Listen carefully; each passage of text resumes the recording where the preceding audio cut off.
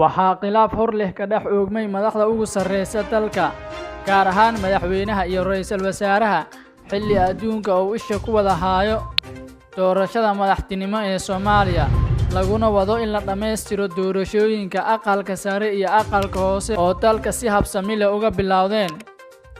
Ra'iisul wasaare Injineer Maxamed Xuseen Rooble ayaa maalmo ka hor waxa uu warqad 48 saac ah u diray agaasimaha guud ee hay'adda NISA Fahad Yaasiin inuu ku keeno cadeymo lagu qanci karo, balse Fahad ayaa dhankiisa u soo diray ra'iisul wasaaraha warqad ay ku qorneed inay fadhiyeen golaha amniga qaran si warbixin buuxdo kaga siiyo kiiska Ikraan Tahliil.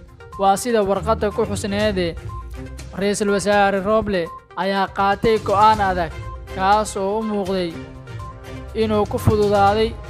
Waa sida ay hadalka u dhigeen dadka siyaasadda darsa ama falanqeeya.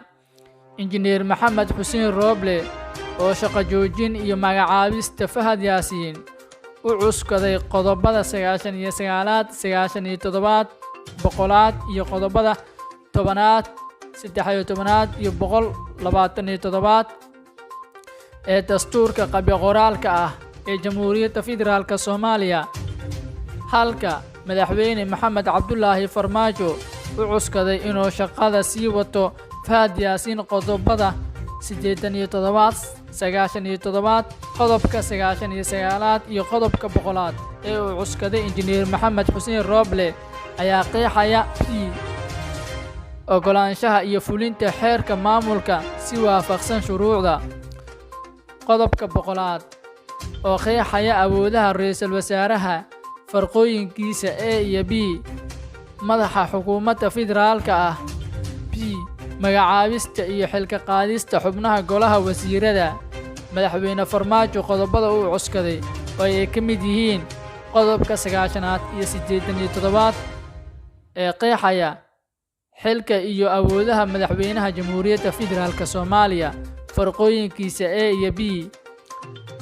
Farqada A waxa uu ku dhawaaqaa xaalad degdeg ah iyo xaalad dagaal si waafaqsan sharciga.